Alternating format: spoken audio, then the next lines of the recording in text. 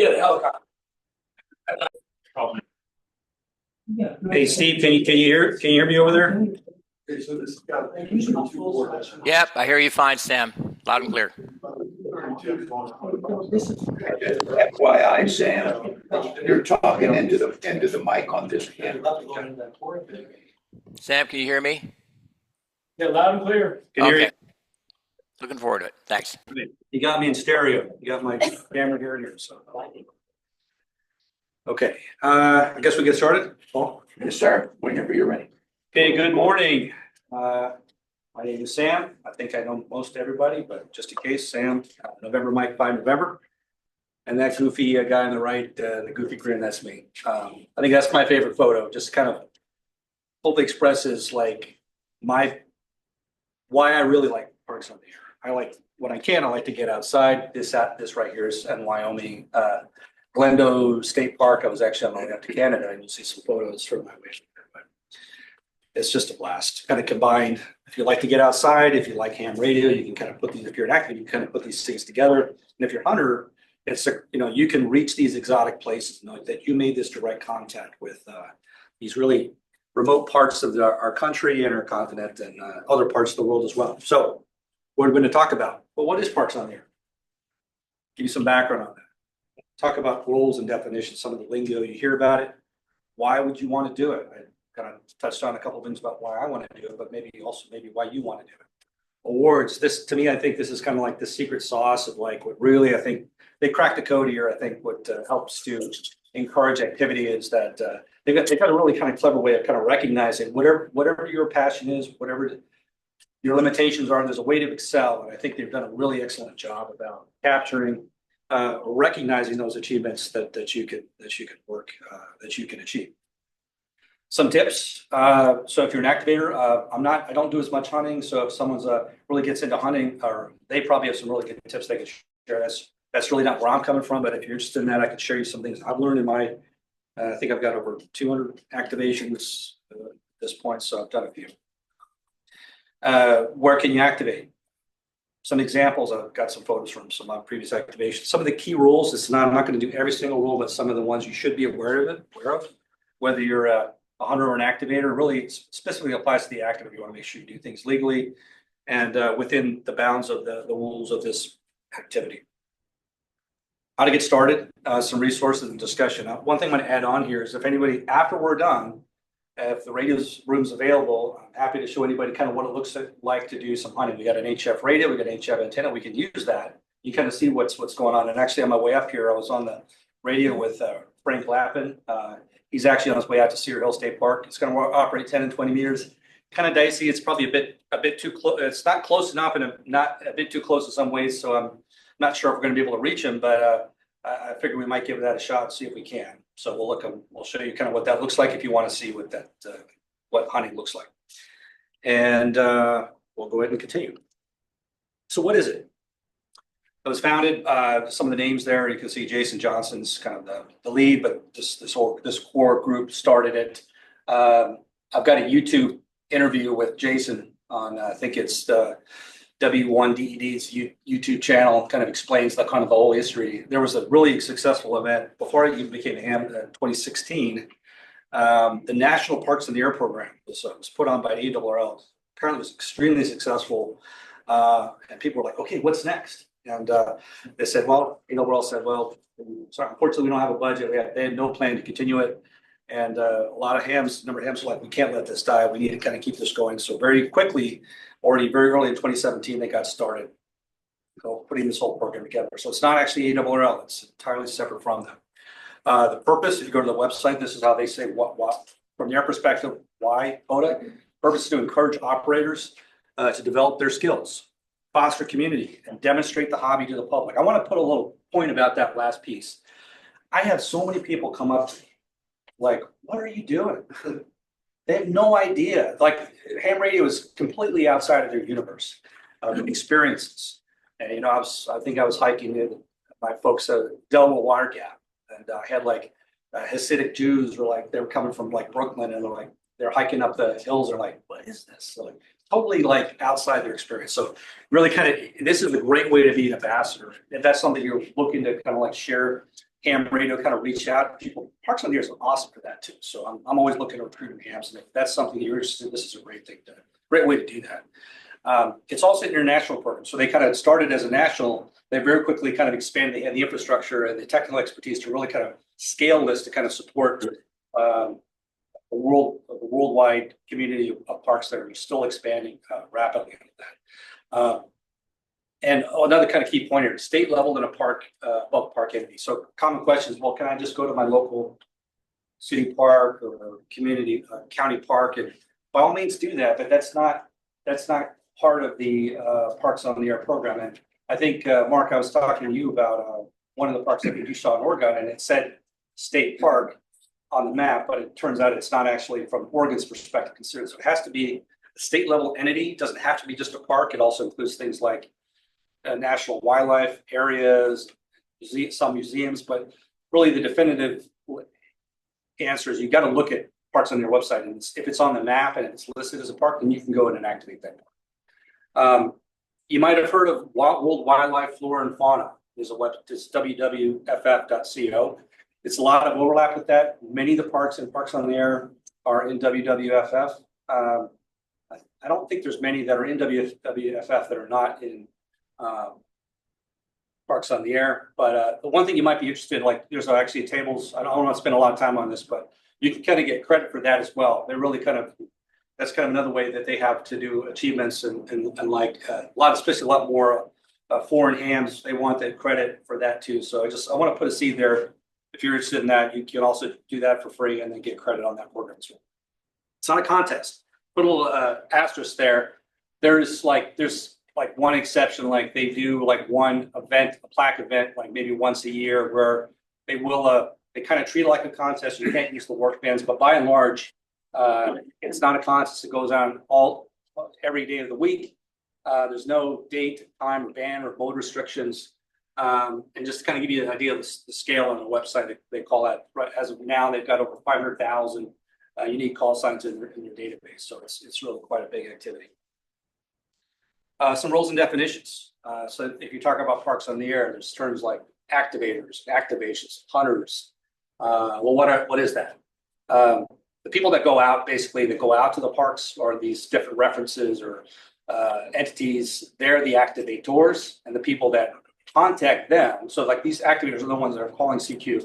The people that are calling them, and they can be calling them from home or where, it doesn't matter where the hunters are, but if they're calling them, then they are the hunters. And just a couple of caveats: any contact work by an activator gets credit. Like I didn't know this. It's like, oh, they have to be in the POTA program for me to kind of count. No, they don't even have to be in POTA. You could be doing like a sweepstakes contest, and like if you do that from the park, you can submit a log for that contest, and then as long as you adjust that log to meet the POTA requirements, you can submit that same log to the POTA program and get credit for it. So activators also consider hunters when working each other. So like if you work somebody at other parks, you get each other's hunter credit. So you get hunting credit for them. Like some people call you and you get their call sign and you'll see, oh, I got a hunter credit. I didn't realize they were in a park. Sometimes they'll identify they're in the park, but you might hear this term park to park. That's what that is. So if you're on the phone, you'll say park to park. If you're doing CW, you'll just say P to P, just if you want to indicate that. So why would you want to do this? I touched on this, as I mentioned before. Hunter conditions permitting. If you're looking to make contacts, and there's almost always opportunities throughout. Like you don't have to wait. If you want to be active, you don't have to wait for this big contest. You can just go to the POTA spots page and see if you can hear them, and then you can work them. So there's great opportunities. You could work some very exotic locations like that, that wouldn't otherwise be hams. Like I worked Dalhart County in far northwest, the very tip of the Texas Panhandle. They were so excited to get that county. They said, I got to get this county. So you really, if you're a hunter, they get that credit, and those places get ham radio activity. It's a lot of fun. And of course, without hunters, this activity doesn't work. Most people that are in this activity are hunters. So I got a lot of gear for activators. I don't want people to walk away thinking, well, if I can't, I'm not going to go out to a park, or that's not really realistic for me. What does this have to do? Most people are hunters. So it's a great activity, and you're helping the activators. You're collecting these parks, and you're making these contacts all over the remote parts of our country that I like to look up. Like if I make a contact, go to that park's website. You made that direct contact with places. That's a lot. Activators. We learned out of Hurricane Helene and Milton how critical these ham radio skills are in an emergency. I listened to a podcast with Thomas K4SWO, who I followed before all this went down. He lives right next to Asheville, North Carolina, and he was kind of talking about his experiences. Being a ham that can operate their radios in an emergency when all the cell phones are cut off, you're the hero. You can be the one to help your family, help your community. If you have these skills, it's a real practical skill that you can gain. And going out and exercising your capability, exercising your gear, object, and making sure this all works, this is going to help you be as directly applicable skills for NCOM scenarios. I mentioned the opportunity to explore places you may not have visited. Go outside. You'll see some photos later. I have a total blast with this. It's just great to get on the road and go somewhere. A lot of fun. I'm an apartment ham. We have HOA restricted hams. By and large, your experience might be like, I can make contacts, but I'm not going to be beating any pileups because I'm restricted. I can't have a great antenna. All that goes away if you're the DX. If you're the one that they're calling, that's not your problem anymore. You get to be the one that people call, and that's a whole other aspect of this ham radio activity. That's a lot of fun. Managing a pilot, getting people calling from all over the continent, or people in Europe or Japan. And that's a lot of fun if you're an apartment hand like me. So, it's a lot of fun. And for both tracking your achievements and hunting and activating with unique awards. So there's like whatever your thing is, like there's unique awards that only hunters can get. There's unique awards that only activators can get. Some that are common for both. But whatever your limitation is, if you want to be an activator, it's like, I'm not going to be driving all over the state. They've got ones that really kind of maximize that. So they call the ones called the repeat offender. So like if you go to a park like 20 times, you've earned that first level of that award. So, someone that's going all over the state is going to not be able to achieve that as easily as you, that can really you can be the top leader at that park. So whatever your limitations are, there's a way to kind of excel there. And to me, it's just a lot of fun. That's kind of the main point I'll walk away with this is I haven't talked to anybody that doesn't have a lot of fun with this. Some of the awards, just to kind of see, and I'll just show you an example like what mine looks like.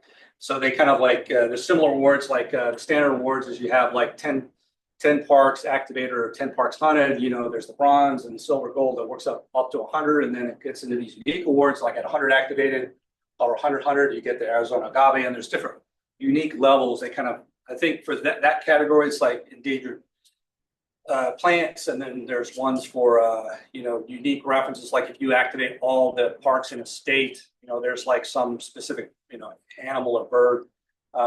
Rover awards, like if you activate more than 5 parks in a UTC day, you get the Rover awards. So that reward's being very proficient in, planning effectively, being able to do rapid deployment, logging quickly, packing up and getting out. So there's a really way to excel. And it's amazing to me, like they scale up from 5, 10, just even ones like 30.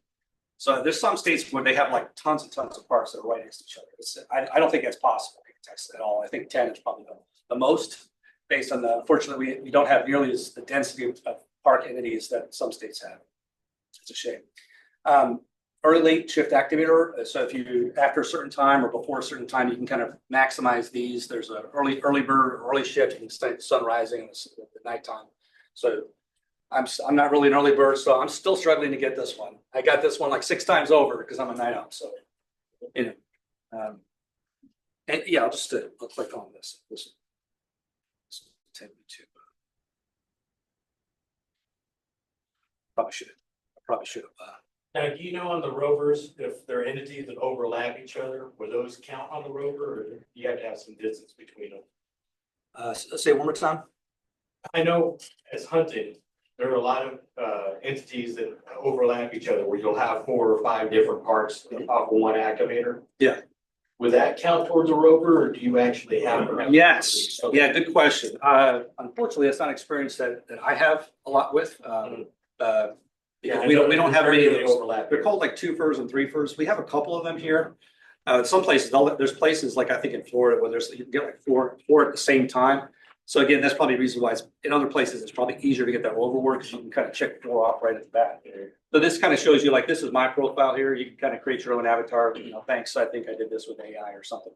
A lot of fun. But you can kind of see these green ones are the activator ones, and the blue ones are the hunter ones. The Arizona Gavi. So this basically means I've activated over 100 unique parks. And then I've got a lot more of these hunter awards, but like most hunters will have a lot more of this because they really focus on the hunting aspect. This is the repeat offender. I've done quite a few at Lake Mineral Wells. I've got a property near there, so I usually go and buy there quite a bit. So I'm one of the top activators there. The Kilo Award. So if you have more than 1,000 contacts at one park, you can earn that one. Park to park, you know, I worked with another activator at the same time. They have these weekends 4 times a year. Every quarter, there's a support your park weekend, and then whether you're a hunter or an activator, you can earn that achievement if you make some contacts there. They had one during the new year. DX Hunter, I think if you work parks in 5 different countries, you can earn that one. I've got the Rover Warthog, and I mentioned I've got late shift. I got no early shift because that's why I'm never at breakfast, because I'm not a morning person. So I got to have a few cups of these before I can really get going. Anyway, so you kind of see what this looks like. You know, just see some of the stats here. Just you kind of see how many activations in parks, and so you'll have the same thing, whether activator or hunter on the right, and then it'll just some recent activations here if you've got any, or places hunted on the right there. So I'll go ahead and flip back to the presentation. Any questions on this?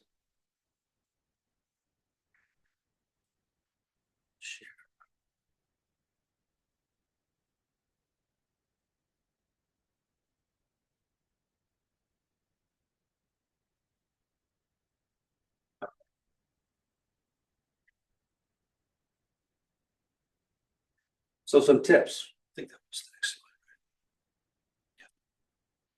slide. So for activators, some gear. 2 is 1 and 1 is not. If you're an activator, if you've done enough, something has gone wrong. You forgot something, something broke, and you're like, now what do I do? Like even these, like the YouTubers, like, you know, you figure, oh, they must have it all figured out. Like, was it Kyle a.a.a. And he does this, he drives out all the way up to the park. He's like, I forgot my battery. I'm done. I'm just, you know, so it's like, you know, having multiple ways, you know, checklists, you know, all these things you'll kind of learn. And one thing I'm very fortunate that I did, is I started keeping a little lessons learned log of, like, especially my first few activations. Okay, I got this again. Should have learned it the first time. Add it to my checklist. Okay, this didn't work. Got to fix this.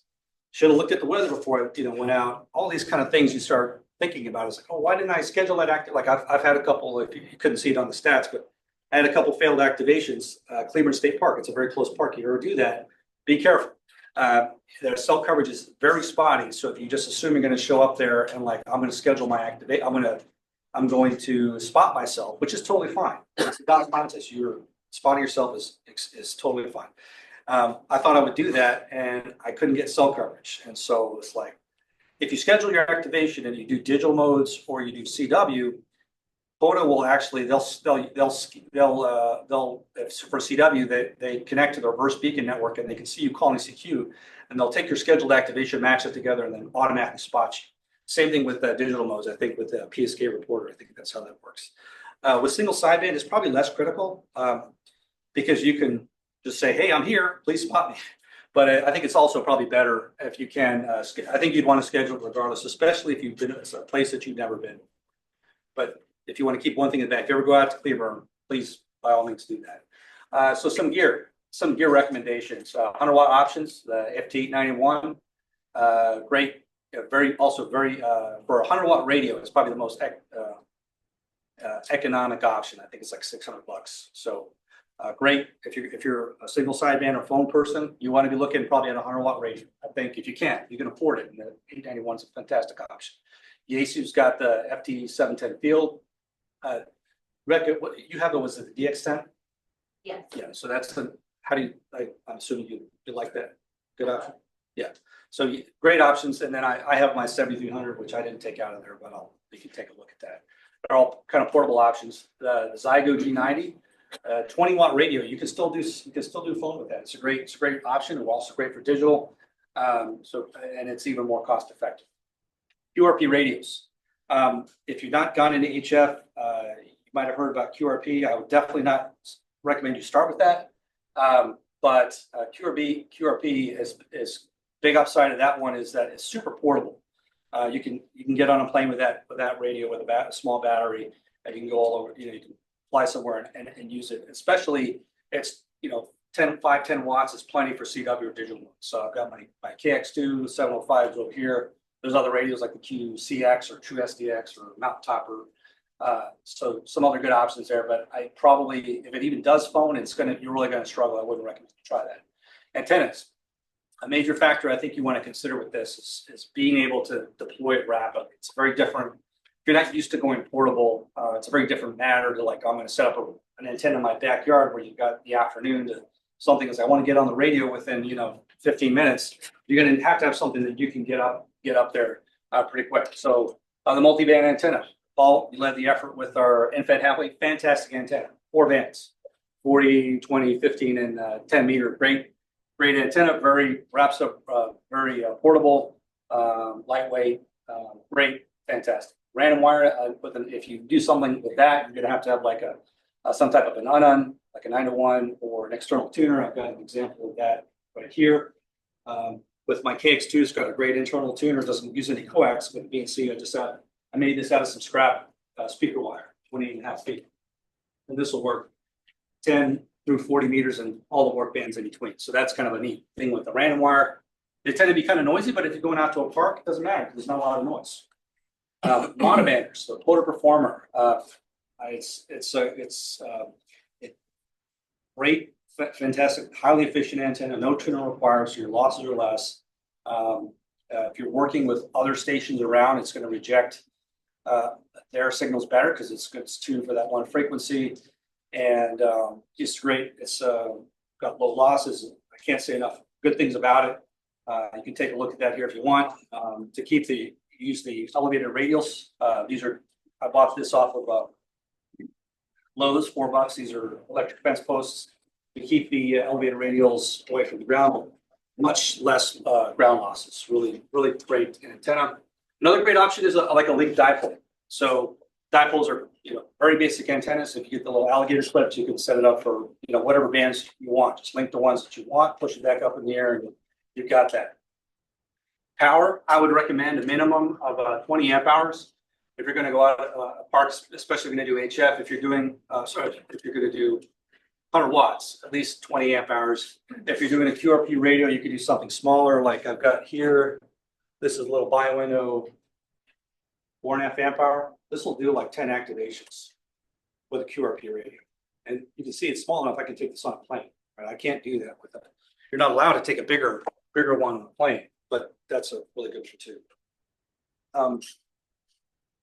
If anyone, I put together a little battery box. You guys can take a look at that later if you want to. Some just miscellaneous kind of things you want to be thinking about. An antenna analyzer, like if you're tuning a monoband or like, did I get it right? It's a great investment. I use mine all the time. It can be a little bit pricey. Obviously, coax, adapters, like Amazon has this little adapter kit. Can match any connector to any connector.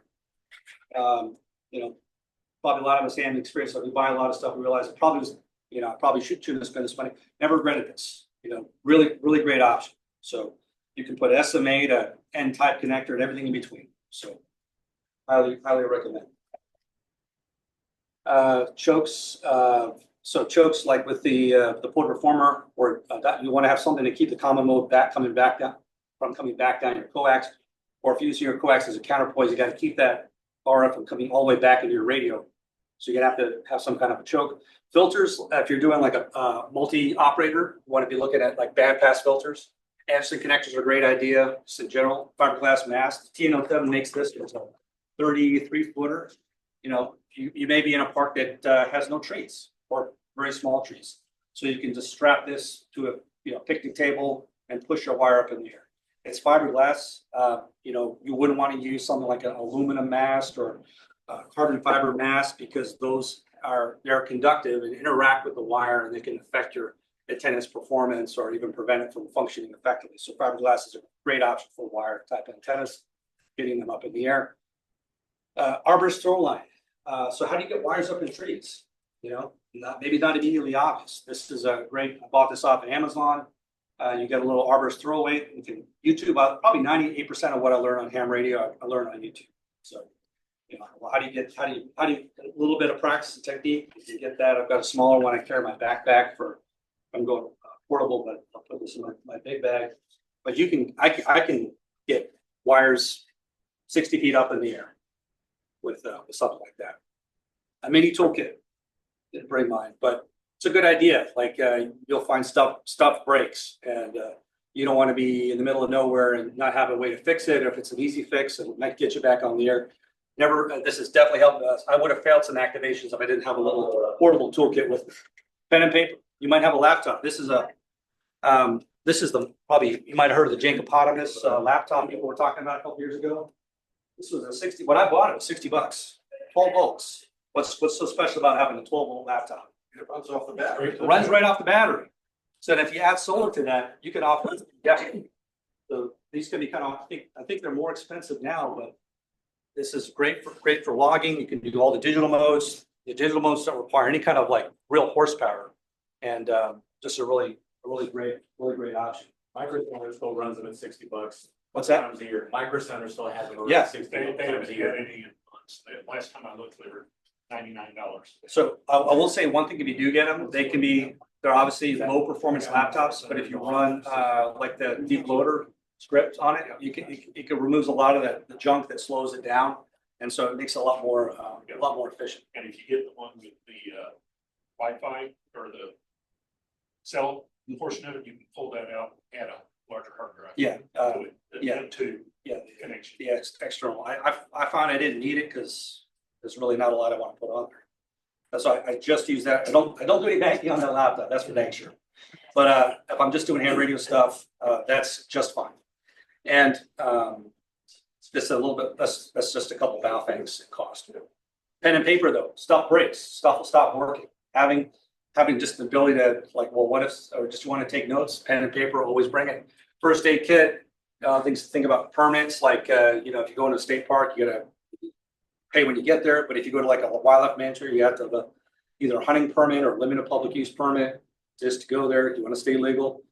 Camp chairs, and tables, appropriate clothing, footwear, broadband hat. You'll see some photos. I'm wearing my little ham radio hat. Keep the sun off your ears. Also, I didn't add it on here.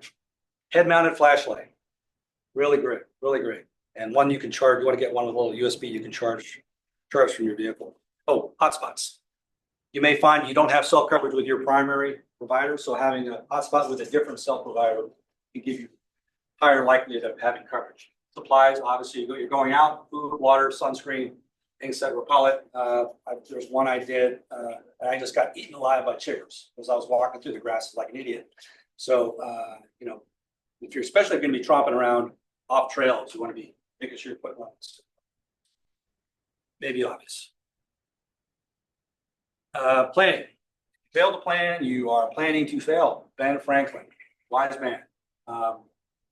So things will go wrong, but you can minimize those chances if you do more planning. First, safety first. First thing you want to check, what's the weather going to be like when I'm planning to go out there? If it's any kind of chance there's lightning, just look for another day. It's just not worth it. You're throwing metal up in the air. You're trying to get to the highest point of a park so you can maximize your signal. Just best not try to do that, especially if there's any kind of chance of lightning. When you get there, first thing you want to look at is power lines. People think, I'm going to go to a park.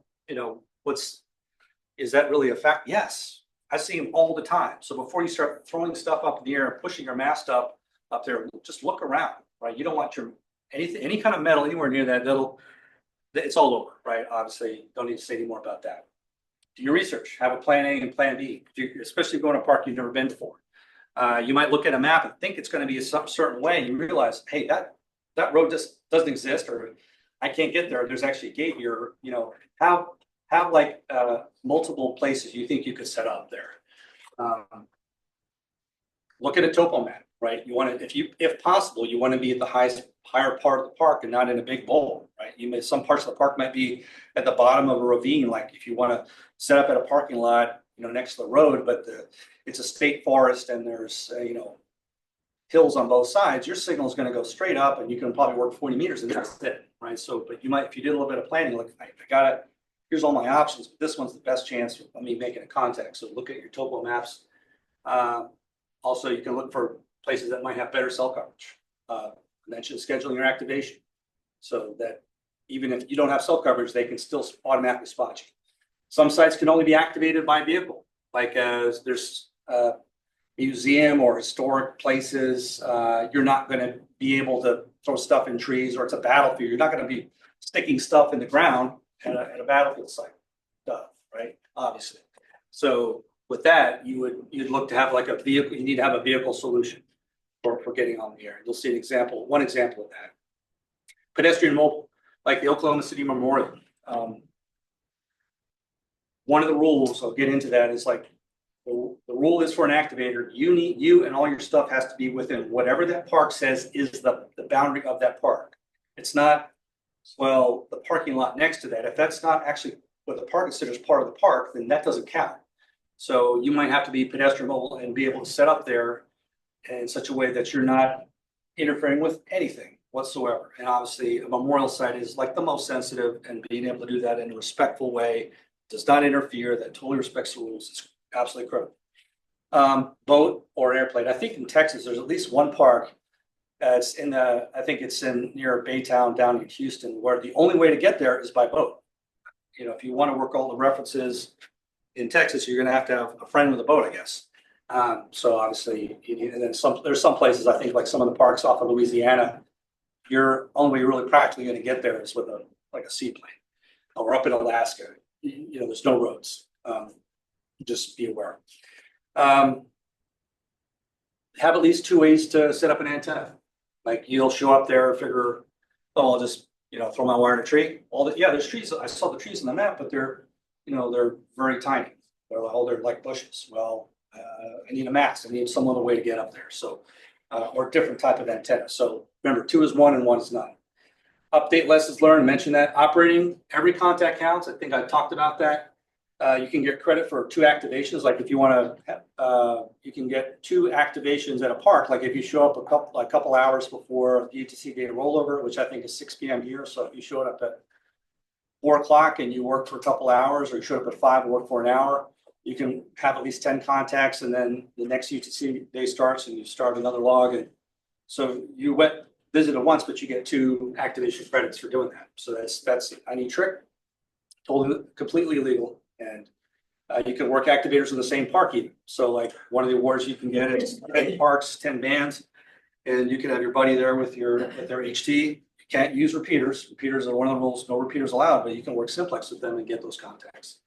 CW digital modes are more likely to be successful in challenging conditions. So like right now we're at the top of the sunspot cycle, getting towards the top of the sunspot cycle. So the higher bands, we're having more success at higher bands, but when it gets to the bottom of the sunspot cycle, it can be a lot more challenging. If there's more solar activity, you know, it could wipe out, especially single sideband. So, you know, phone is going to go first. But if you work in CW or digital, you know, that mode is going to be more likely to be successful. Just consider that. So another reason to learn CW or get proficient with digital modes with laptop and something like a DigiRig. Logging, a little tool in addition to the logging software that's got the correct template. This is a really good free tool called ADF Master. Like say you're doing a contest and you're using like N1NM software to create a log for that contest. Well, that's not the right format for POTA. So you need to make the adjustments. So POTA needs certain fields, and you can use a tool like this to like directly edit that ADF file. It's really not complicated, but you'd want to use that. It's a great tool. Work and activate. So if you go to this POTA.app site, there's click on the little hamburger menu on the left. Go down there, see a map, and click that.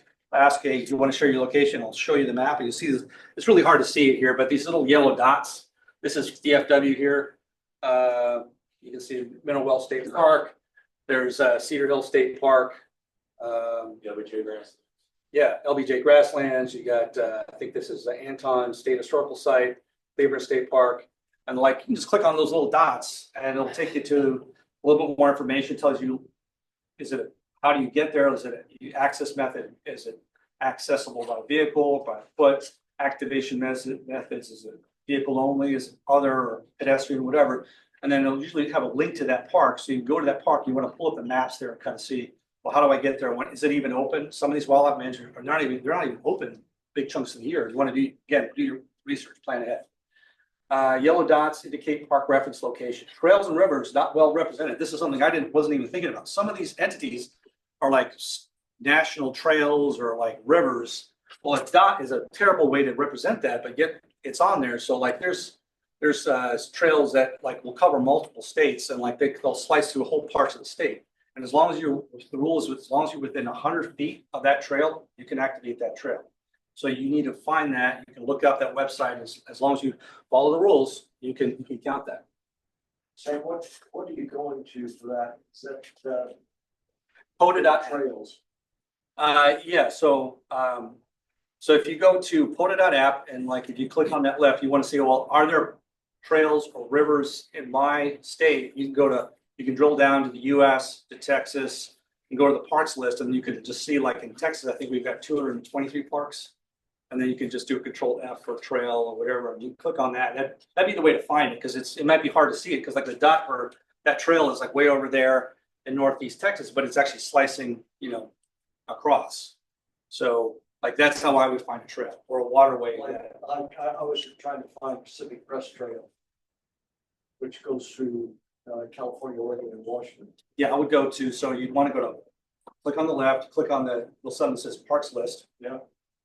Then you click on, you'll kind of expand the United States, expand Oregon, or whatever state you're looking for the trail, and then I would just do a Control F for trail or whatever. That's how I would find it. Which is All right, some typical activations. So these are just some photos I took from some of my various activations to kind of give you some idea what that looks like. This is a picnic bench. I think I'm near the lighthouse in New Jersey visiting my folks. This is, I think this is High Point State Park in New Jersey. This is a wildlife management area in Oklahoma. My friend Mike KI5DXY is a really big digital guy. We did a dual operator there, and here up there at the top right is a night activation in Lake Mineral Wells State Park. I've got my Yaesu FT8091. I actually don't have that radio anymore. A different laptop, a little portable stove. That's what you're looking at. That's just the pickup bed on my truck, but you kind of see that what that setup kind of looks like. Just kind of see.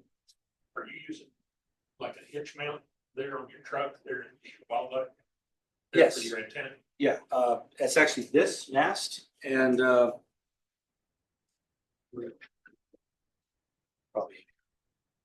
should I go over here? Yeah. This right here. So you can buy these. Actually, my friend Mike just made.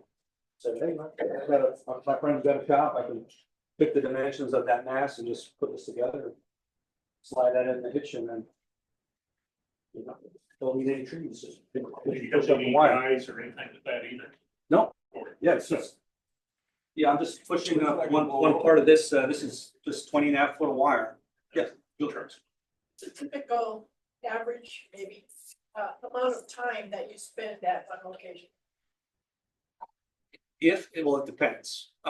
Like if I'm doing a rove where I'm like, it's all about the number of parks, I'm trying to get in and out of there as quickly as possible. But usually some people will, as soon as they get 10 on that, they'll just stop communicating. I don't like to do that. People are still calling me back. I will work as many people call, but as soon as I'll wait for a break, I'll give a couple more CQs, and if they don't call, I'll just call QRT. I'm done and moving on.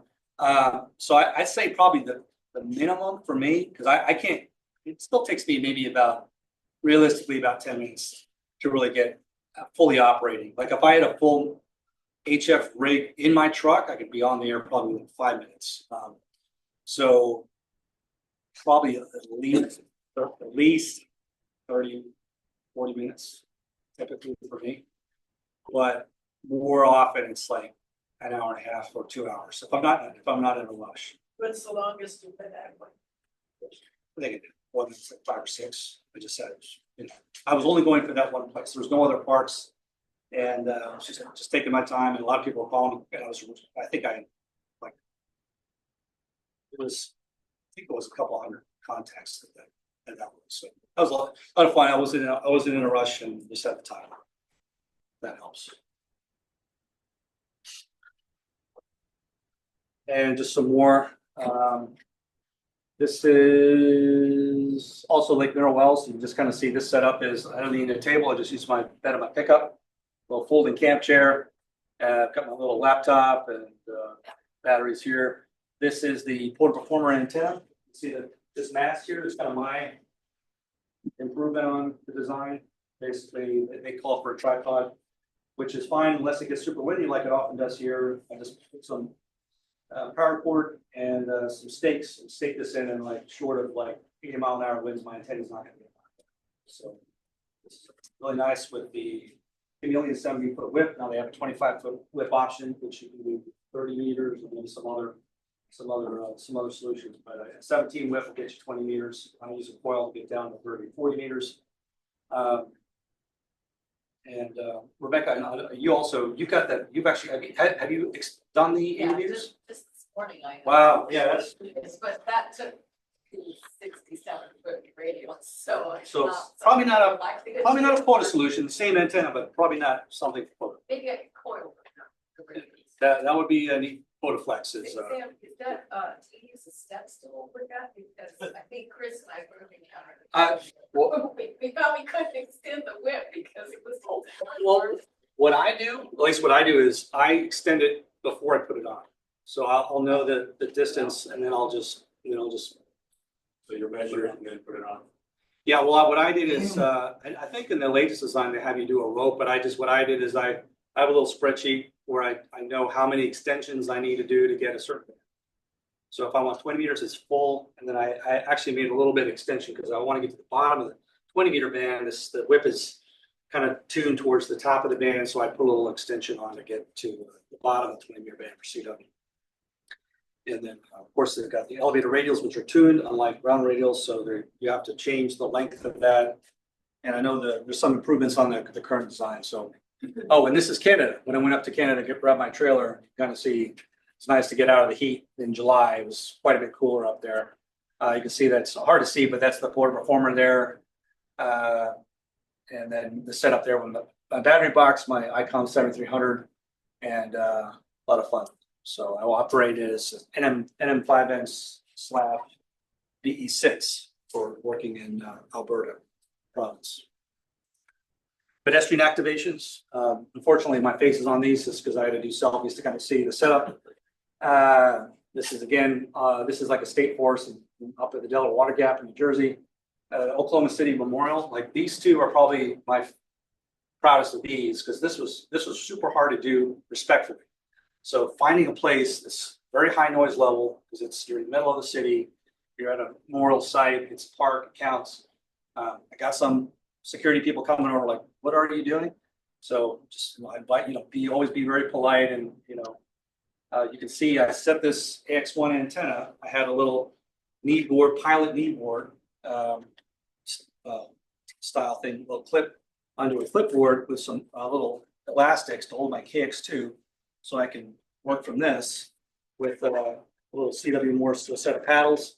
I had a piece of little notepad here, and then my AX1 antenna with a little mini tripod just pushed up in there with this like a 13-foot counterpoise. And I didn't get a lot of contacts, but I got enough, and that's super hard.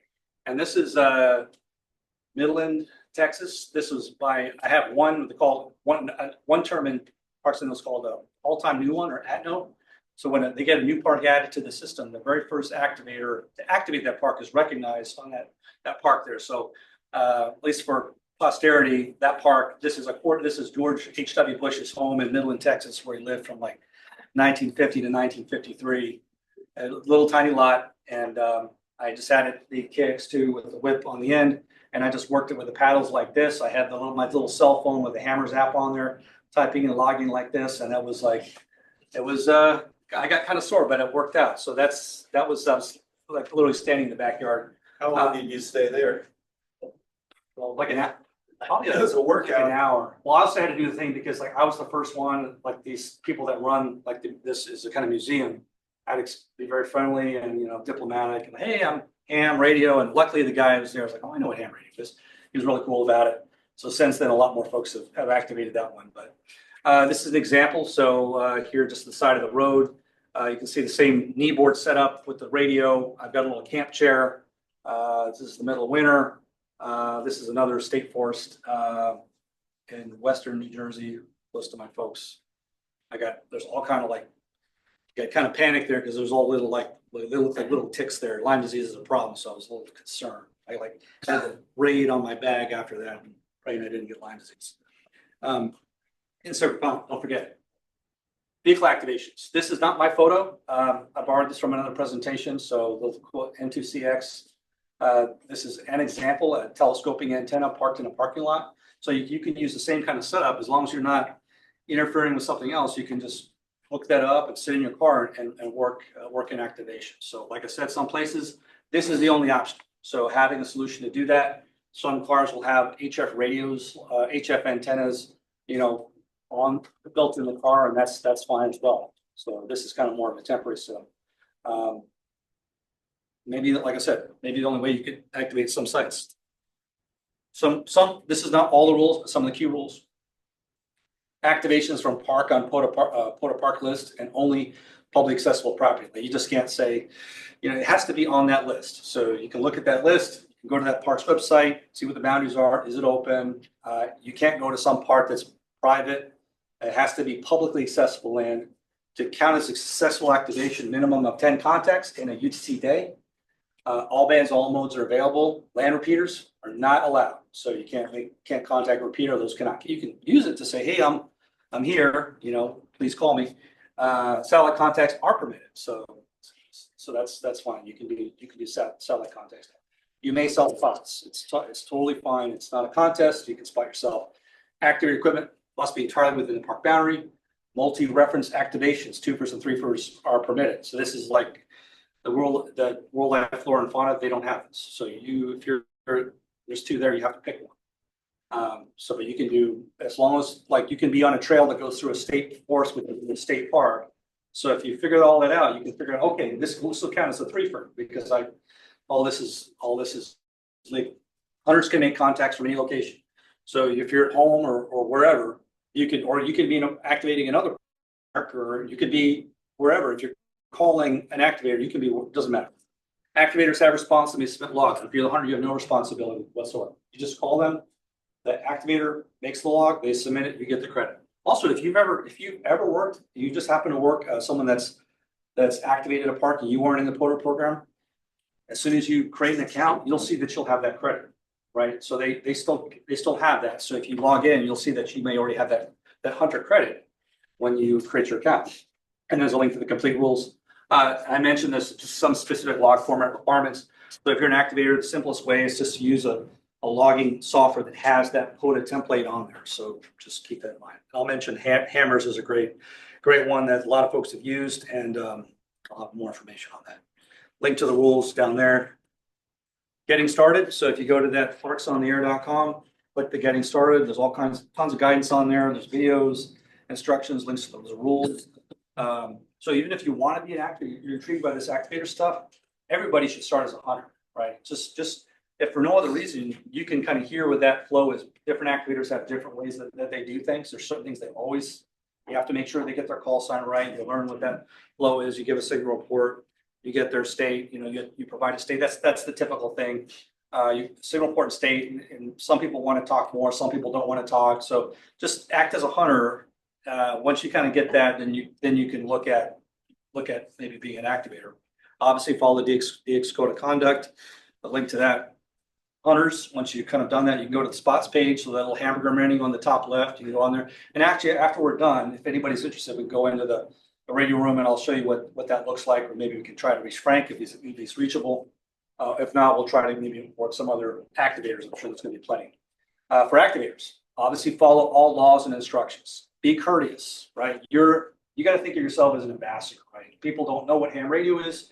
And if you're the folks that go in there and just leave a mess and, you're kind of breaking the rules, you can ruin it for all of us. So obviously be respectful, leave no trace.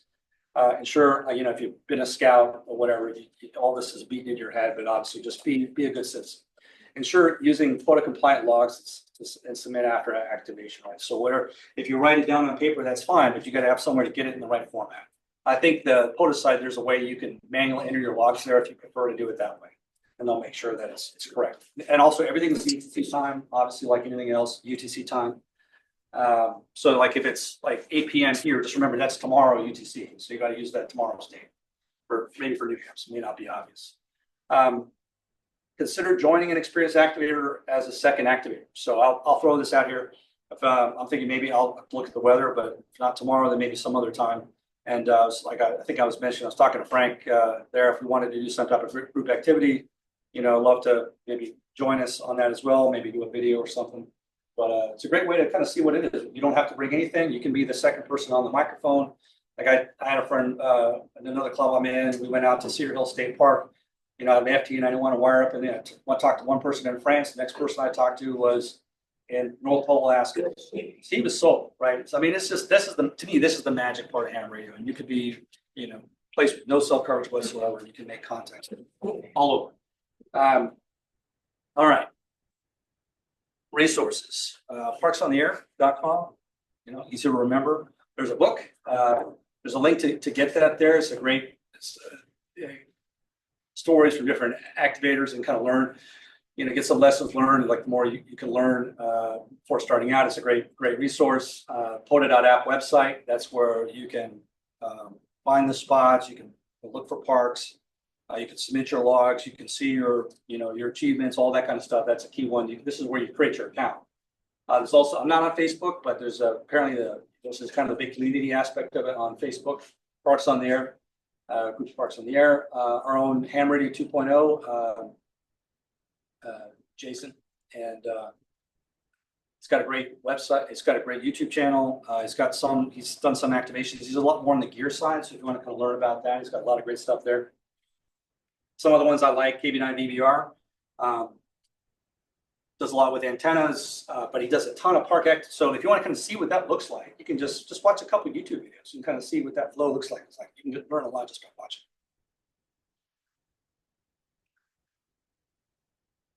And then Thomas K4SWL. So if you're into CW, is really great. I learned this is kind of how I base my operation.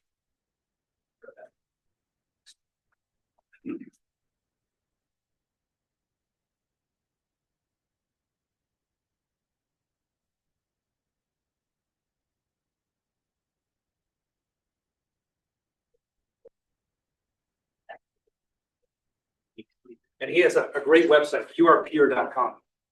Also, he does it's got a great like blog on there, and he kind of documented the whole hurricane lean experience. So if you want to learn some stuff from an NCOM experience or kind of like get some lessons learned, fantastic resource. He goes through it. Like I learned a lot about the gear. This is a really fantastic resource for learning about portable communications. And the Hammers Logger, Hammers app. So there's actually a new version. I just saw it on the website. Some new improvements. It's created by Jarrett Green, AB0ICT. So he's actually the grandson of a former member of this club, Jim Davis, who is now signed key.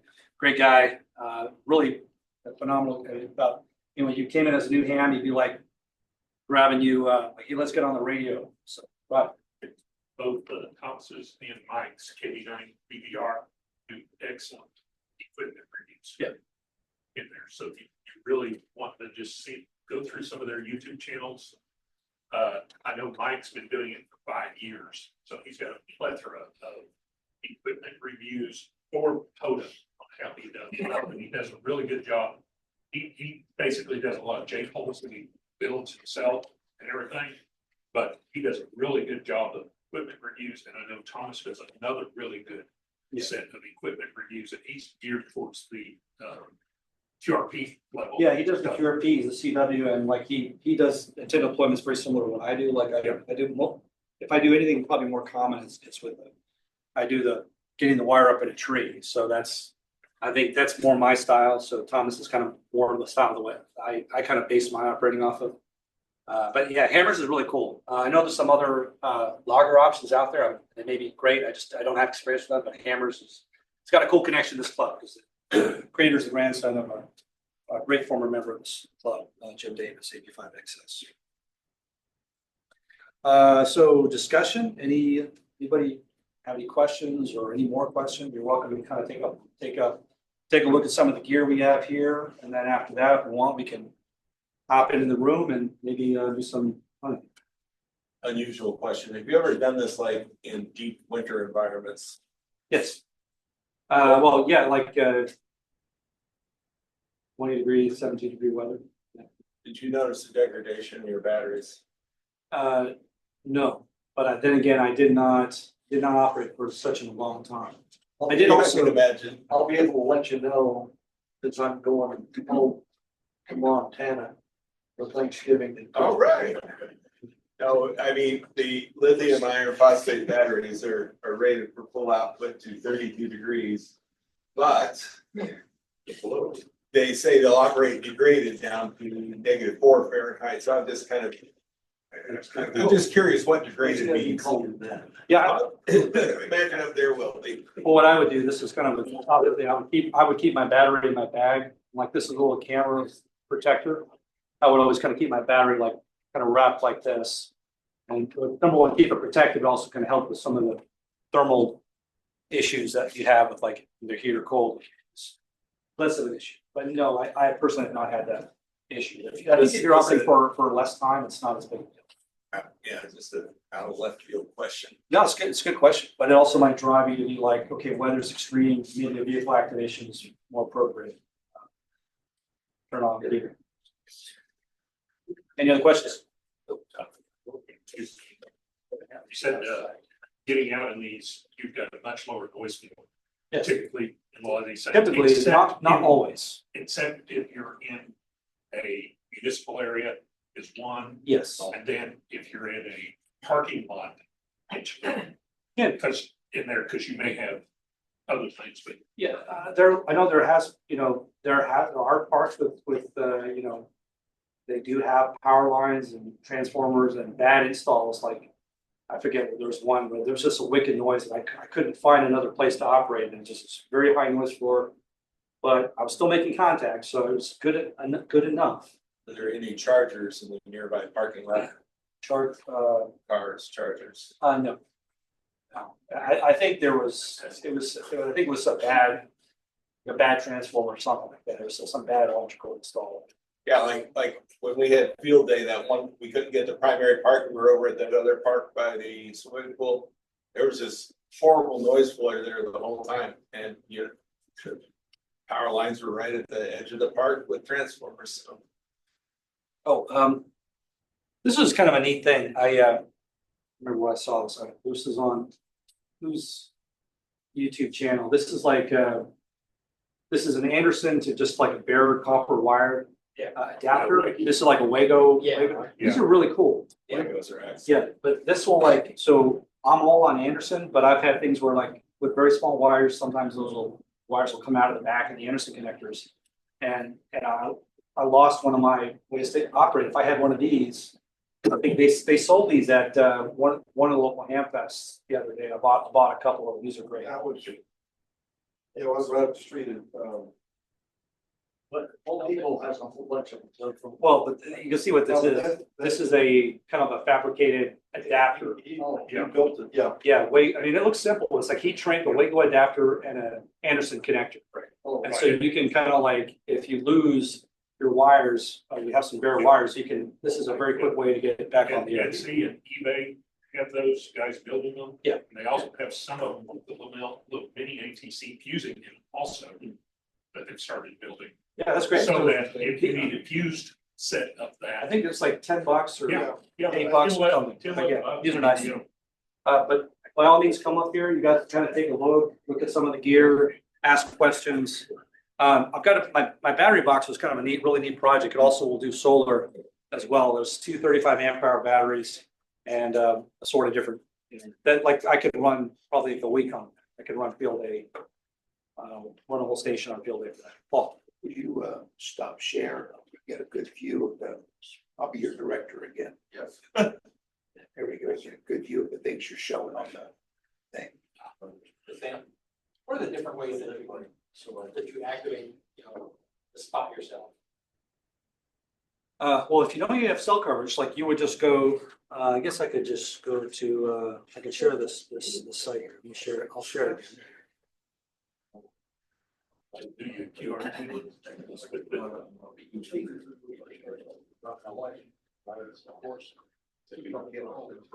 So this is the POTA app website right here. So I mentioned a little hamburger menu in the top left. So you go here, Okay. you go to spots. And so then you can sort by fan, mode, time. And like right now, this is on 40 meters, but if I just say all and mode is all, you can kind of see on here. And if I was signed in, it would give me another option to say, spot yourself, add spot. I could click on like down here and say add spot. I could put my park, my frequency, my mode, and I spot. And then this my activation would show up. Now, if I'm in a place without cell coverage, what I would do is I would go up here and I would click on activations. And again, I think my menu is different because this is one I'm not actually signed in, but there's a thing on here to say schedule activation. So I basically put all that detail in there. And when I start calling out on digital mode or CW, certainly those, it'll either pick it up from the RBN for CW, or I think it's PSK reporter for the digital modes, and it'll skim that and then automatically match that, my call sign with my schedule, spot me that. So, Are there other methods like email or something like that? yes, great, very good question. WinLink. Yeah, WinLink. WinLink. So you can do it with WinLink, and I think, SoMate. yeah, SoMate, and yeah, some really good options to do that. And I've done a WinLink option. Basically, there's a whole protocol where you basically put everything in the subject and you send it to that address, and it'll spot you. Really cool. I've done it. FTA is legal, Yes. CW is legal, but all different modes Yes, are legal to almost. all modes. FTA, FT4, all of it. Yeah, Everything. and then Yeah. bands, including warranty. Including work bands. The only there's the little asterisk, like there's like one event a year where they kind of treat it like a contest for that one event. So, but if you're in that, you would know that. Well, and the other rule is they like you to be sort of in the general area to get more people. Yeah. It's sort of a gentleman's Yeah, but in there, it's entirely, up to you. yeah, if you're the activator, there may be reasons why you don't. Like one thing I've noticed is like when I see the Japanese stations, they're all in the extra part. Yeah. It is what it is. Yeah. So, but it's like, yeah, I think if you're an activator, you want to maximize your chances. You want to be in the general section, but you may find like it's just too busy. Yeah. And you're like, well, I can forego some opportunities by. Well, you may get a better chance to DX. Yes. Out the extra Right. sections. Yep.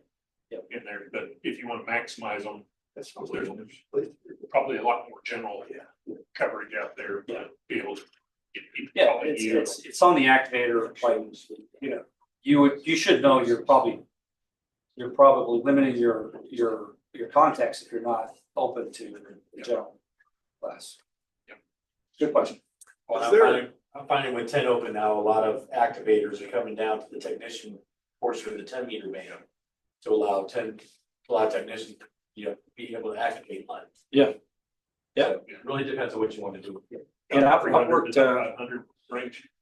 there's also some, I've had a couple technicians work me on CW because CW is like the one, like on 40 meters and 20 meters, there's parts of just for CW only where technicians can operate too. So there's a couple, I think he was like a teenager, but yeah, so yeah, it's all possible. So technicians have good opportunities. Yeah, you don't have to get there or an extra. Absolutely. Good point. No, CW. Yeah. Or- Another, Their phone's been great. Yeah. Because of the conditions. yeah, it's great. Or like you said, digital, they would play. Any more questions? Yeah, Great. as far as logging goes, if you're using your phone and it's working, how does that compare to the website you were just on? Well, okay, the website is where you submit the ones. Okay, The logger is where you collect things. So the logger creates a log in the ADIF format. And then you can go on this, if you log in, you can go under your menu, and there's a thing where it can say, it'll say your hunter log, there's one that will say log uploads. I think that's, click that, and it's like a window, and you can just drag your EDI file in there. Okay. Verify that, confirm you followed all the rules, and then you can submit. Good question. That website will, like, if you don't have a logger, like say you wrote it all down, you can go in there. There's a manual log entry tool on there, so you can just enter it directly on the site, and it'll capture that as well. You want to do that? Just make sure when you're doing that, they account for the UTC offset. Yes. Yeah. And hammers on your phone, either both iOS or Android, does cost, but the web doesn't.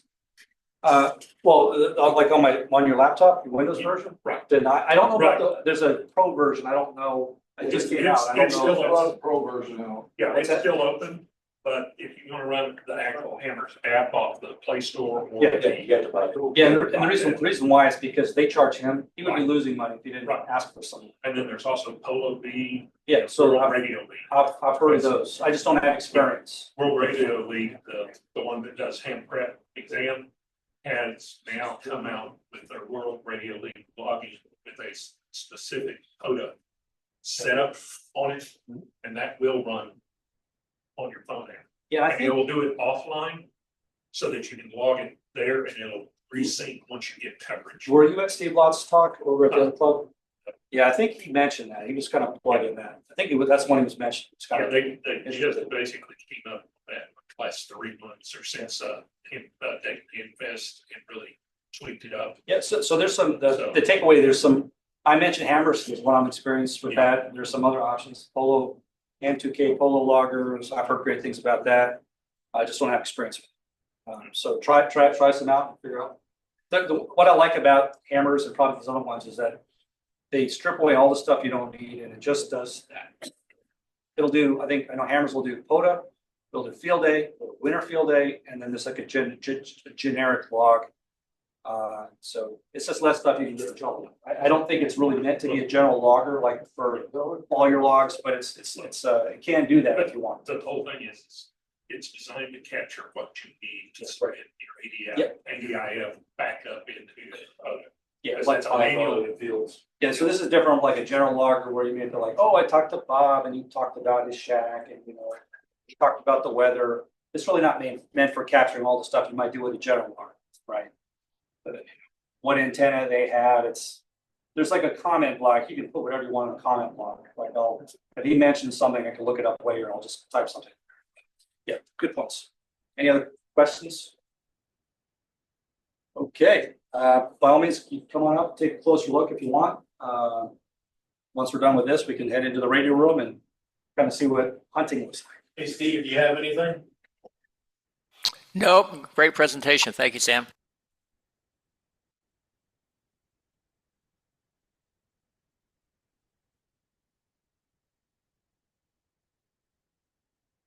Not even the room, yes.